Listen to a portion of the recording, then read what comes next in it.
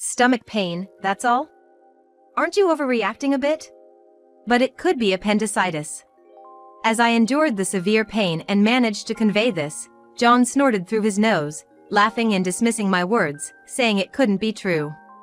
I'm about to go on a trip with my sister, go to the hospital yourself. In my fading consciousness, I desperately tried to call out to my husband as he left. Wait! But he closed the front door without listening to my pleading voice or Helen's crying. As I curled up in pain, Helen ran to me, crying. Mom, are you gonna die? Don't die. I hugged her small sobbing body, trying to reassure her. I don't remember much after that, but I woke up in the hospital, had some paperwork done, and managed to undergo surgery, staying until the next day. The diagnosis was indeed appendicitis. 3 days later, I was discharged and slowly returning to my usual life. While having dinner with Helen, I received a call from John. He started the conversation with, "Help me!" Turns out, he had an accident on the trip, and the car was no longer usable, needing a pickup. Who is this? I decided to pretend to be a stranger and hung up. The next afternoon, John and Samantha returned home. They burst through the front door, stomping loudly. And why didn't you come to pick us up? We had to catch a taxi, and it cost extra for both taxi and train fares. Their angry shouts and footsteps were loud until they reached the living room, where they were greeted by an unexpected scene. Welcome back. You must have had a tough time, I said coldly, glaring at them. In the room, besides Helen and me, were Robert, my parents, and my in-laws, all 14 eyes glaring at John and Samantha in anger. My name isn't Taylor. I live with my husband John and our daughter Helen. I met John on a dating app when I was still working in accounting at a trading company. After dating for about 2.5 years, he proposed to me. I will make you happy, Anne. John was tall, sociable, cheerful, and popular at work. As for me, I'm introverted, soft-spoken, and can't say no to requests. It seemed like John was too good for someone like me. Yet, he couldn't seem to maintain a relationship with a woman. When I asked him why, he just shrugged, as puzzled as I was. Well, maybe it's just a matter of compatibility, he would say with a light laugh, but after our marriage, I discovered that he was incredibly attached to his older sister, Samantha, a classic case of a brother complex. John had been taken care of by Samantha since they were kids, as their parents both worked.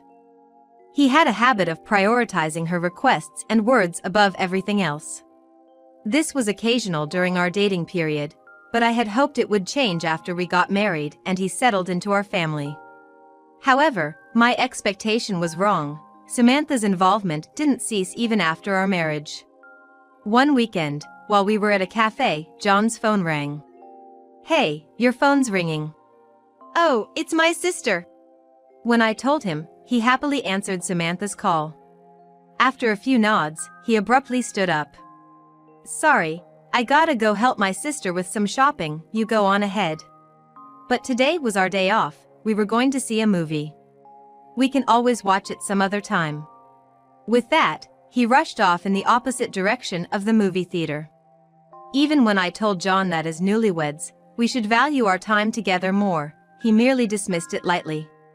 I had also spoken to my in-laws about their relationship, hoping they would be considerate, but it had no effect. Samantha, unmarried and living with parents, often turned to John for company, as her friends were married and less available. Whether it was John's inability to detach from his sister or vice versa, or both, I decided to refrain from intervening for a while. After our daughter, Helen, was born the following year, I became busy with household chores and childcare. John took paternity leave and helped with Helen and the housework, but still prioritized Samantha's requests. Samantha's insensitivity was evident even after Helen's birth. She would visit unannounced, staying until John returned, disturbing Helen's naps, and asking for food, which she'd eat and then chat with John until dinner. And, thank you for the meal. I always feel bad, she'd say, patting her stomach contentedly. But I couldn't understand why I had to satisfy Samantha's hunger at our family's expense. It would have been slightly more tolerable if she helped with the dishes, but she only demanded desserts after eating. Such surprise visits continued even as Helen grew. I've asked her to call in advance or give some notice a few days before visiting, as it's inconvenient when she comes unannounced. However, she has never once given prior notice. Samantha, I've told you many times, we need some notice for grocery shopping. Oh, did I? Sorry, forgot. She'd laugh off, unapologetically, just like John. And there were other incidents like these. When Helen was about to turn 3, we planned a family trip to go apple picking. On the eve of our trip, I received a call from Samantha. She had gotten tickets to a comedy show for the next day and invited us to join. John, far from declining, was excited to go. What about apple picking? We've been planning this for a month. Yeah, but it's sad for my sister to go to the show alone, isn't it? It'd be a waste to let the ticket go unused. But Helen has been looking forward to going with you. Please come with us. Well, then we'll just have to change the date. I couldn't understand why it had to be this way and felt overwhelmed. I know Samantha is important to you, but can't you prioritize Helen and me, your family? John became indignant. What are you talking about? It's only natural to care for my only sibling. You're second, Helen is third. In the end, we didn't go apple picking. Instead, Helen and I saw John off to the comedy show and just took a walk in the nearby park. Watching Helen happily play among the autumn leaves, I felt a pang of sadness. On a day when the sky seemed higher and the mornings and evenings grew colder. That day was John's day off, and the three of us, including Helen, were spending family time together. As usual, after finishing my chores, I felt a sharp pain in my right side. I had felt a bit off since the morning but thought it would pass. I had a terrible suspicion that it might be appendicitis. As the thought crossed my mind, the pain worsened rapidly, becoming so intense that I couldn't stand up and ended up doubling over in agony right where I was. John, help me! When I called for my husband, he appeared, already dressed up as if he was about to go somewhere. Following behind, Helen toddled over with her small steps. Mommy? What's wrong? John asked me in a half-hearted tone, as if just asking to be polite. My stomach hurts. I can't move. Can you take me to the hospital? I managed to answer through the severe pain. Hearing my plea, Helen started crying, calling out, Mommy, Mommy. You're making too much of a stomach ache. But it might be appendicitis. He snorted through his nose, dismissing my concern. I've got a trip planned with my sister, you can go to the hospital yourself. He turned and went back to his room, then came out with a small suitcase and briskly headed for the front door. In my dazed state, I desperately tried to stop him. Wait! My stomach really hurts! Ignoring my pleading voice and Helen's cries, John closed the front door and left. As I curled up in pain, Helen came running to me, crying. Mommy, are you going to die? Please don't die! I tried to reassure her by hugging her small sobbing body, but I could barely muster any strength. Who else could I rely on? Then I remembered my brother. He is Robert Smith. We hadn't been in touch much since I got married, but he should still be living near my house. He might be out, but I had no one else to turn to. I had Helen fetch my smartphone, and with trembling fingers, I called Robert. The phone rang, and the seemingly endless call tone echoed through the speaker. I waited, praying for a response. Suddenly, the ringing stopped, and I heard a voice say, Hello? Anne? It's been a while, what's up? His casual voice was a relief. Brother, my stomach hurts. I can't move. Please take me to the hospital. What? Are you okay? I'm coming right now. Robert sensed the urgency in my voice and responded tensely. Robert didn't hang up the phone, instead reassuring me with words like, Don't worry, and is Helen there? Is she okay? During this time, I could hear the sounds of him locking his house and starting his car engine, clearly hurrying to come over. Robert has always been the caring type since I was little. Whether I got lost or failed my first choice in high school admissions, he always encouraged me, saying, "Don't worry, it'll be okay." He's my reliable and proud brother. Now, he was chatting with Helen, keeping her from getting anxious, which made me feel much stronger. Soon, I heard the sound of a car pulling up outside, and Robert's voice came through the phone, "I'm here." Coming in. Helen, with unsteady steps, went to the front door to greet him and told him where I was. Robert, dressed in a t-shirt and chinos, looking quite casual, rushed in. This was his usual outfit when he's off work and just popping out to the convenience store for lunch. "Hang in there, Anne. It's okay now, your brother's here." "Come on, Helen, let's go, you're worried about Mom, right?" He carried me to his car parked outside, seated both me and Helen in it, and drove us quickly to the hospital. I don't remember much after that, but when I came to, I was in the hospital, having completed some paperwork and somehow finished the surgery. The diagnosis was indeed appendicitis, and I had to stay until the next day. With John gone on his trip, I had no choice but to call my parents for help with Helen's care and explain the situation. They were furious on the other end of the phone but only said, "We'll take care of Helen, just focus on your treatment," before hanging up. When I briefly explained to Robert, he was equally furious. "Wait, John left you two to go on a trip?" "Why?" "He went because Samantha asked him to. Please, take Helen to Mom and Dad's place." Helen, exhausted from crying, was already fast asleep in the chair next to me. "Sure, I'll take care of Helen. You just get some rest." Luckily, Robert would take Helen to our parents' house. As for her clothes and other necessities, we always kept an overnight bag ready at their place, just in case, so there was nothing to worry about. After Robert and Helen left the hospital room, I finally had a moment to breathe. 3 days passed, and I was discharged from the hospital, gradually getting back to my normal life. My recovery was going well, and today, I could comfortably enjoy a meal with Helen. We were having omelets for dinner. Helen was still struggling to use the spoon properly, but was eating without complaint. Then, my smartphone rang. I checked the screen, curious to see who it was, and saw it was John. For a moment, I considered ignoring the call due to its persistent ringing, but I eventually decided to answer it. "Help me!" John cried out as soon as I answered, explaining through tears that he had an accident on his trip, the car was no longer usable, and he needed a pickup. "My car's busted, and I'm stuck here with Samantha. And you can drive, right? Come pick us up."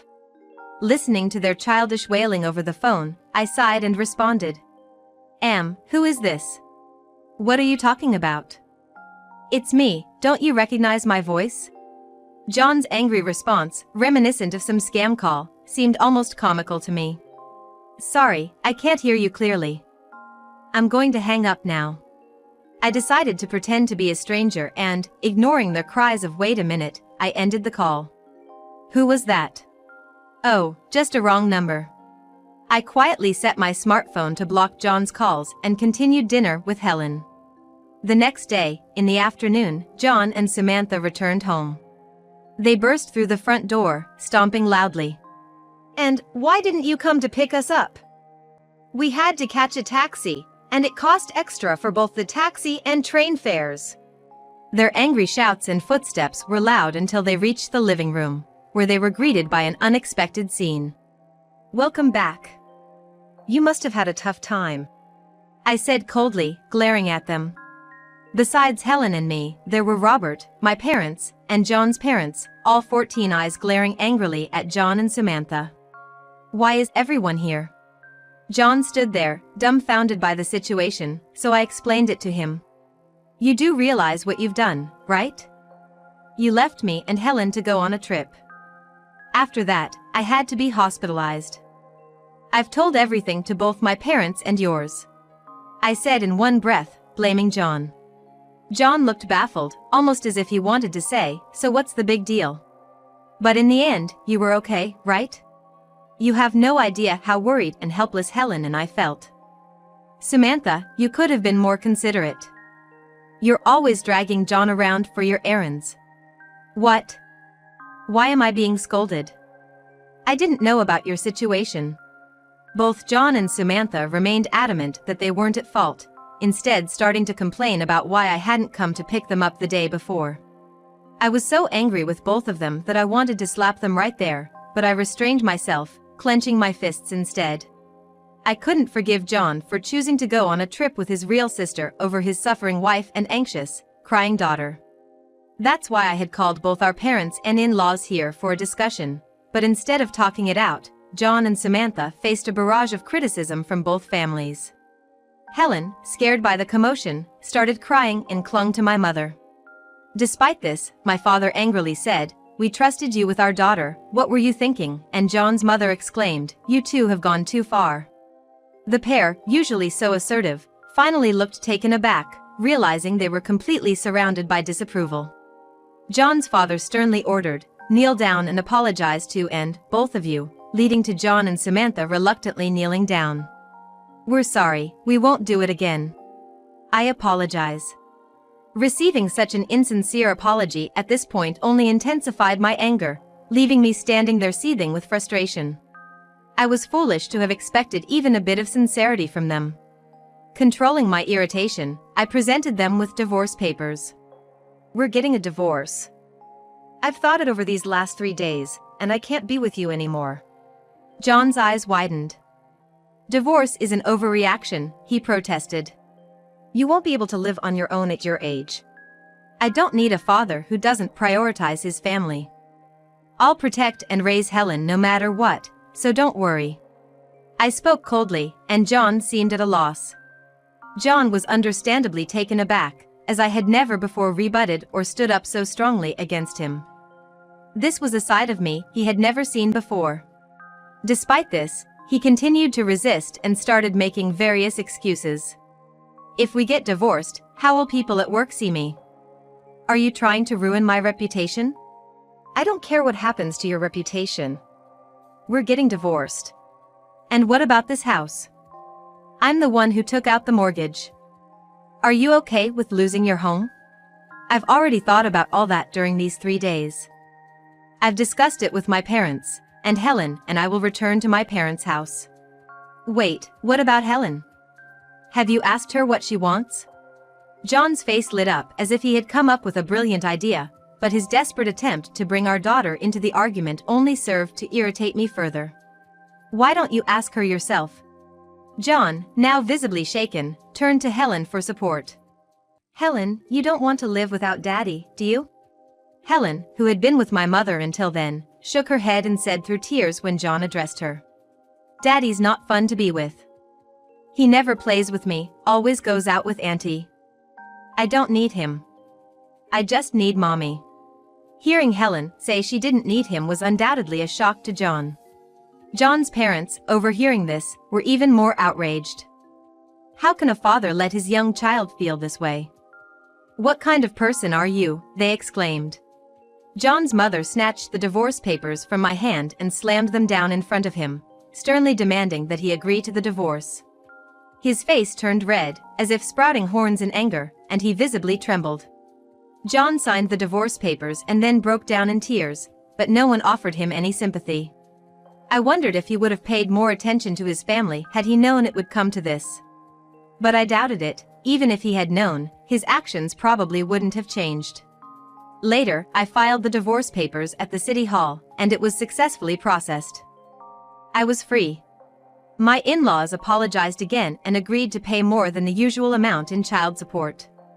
John ended up selling the house and moving back with his parents, commuting to work from there. John, having his commuting route changed, was teased by his colleagues. He inadvertently mentioned that he was commuting from his parents' home because of his divorce. This quickly became the talk of his department, and for a while, he faced a mix of sympathetic and pitying looks from his coworkers. My cousin, who lived near my in-laws and was known as the speaker in our family. She is known to spread news quickly, therefore, it didn't take long for the entire neighborhood to know about our divorce and the reasons behind it. Within days, everyone in the neighborhood knew about it, proving that her knack for communication was not to be underestimated. As a result, John and Samantha faced scornful glances even for simple trips to the convenience store. As a result of this widespread gossip, the relationship between John and his sister became strained. "Why are you blaming me? If you hadn't gotten divorced, none of this would have happened. It's your fault. If you hadn't interfered with my family, this wouldn't have happened. Show some restraint. You always said you cared more about me than your family every time I asked you out." It seems that my cousin overheard these kinds of exchanges between John and his sister. Helen and I left the house we had lived in and moved back with my parents. My mother took care of me, looking after Helen while I was busy running errands and handling various procedures for a few days. My father, too, was very fond of her, often taking her out in his car to the library to borrow books or to train crossings to watch the trains, making her days enjoyable and fulfilling. Robert also moved closer to our parents' house. When I asked Robert what brought about the sudden move, he explained that his office had relocated, changing his nearest train station, so he moved closer to our family home. It's a coincidence, but I rented an apartment near our parents' house. Helen can come over to play anytime. I've got snacks and juice ready. Candy! Helen's eyes sparkled at the mention of sweets, and she joyfully bounced around, humming apple pie for me. "I'm glad you're excited, Robert, but don't give her too much sugar, okay?" He laughed and replied, I know. With the support of my family, I was able to start job hunting. Despite the gap in my resume due to childbirth and childcare, I found a job at a small office that seemed willing to hire someone for accounting work. The company, under the president's direction, aimed to create a workplace supportive of parenting.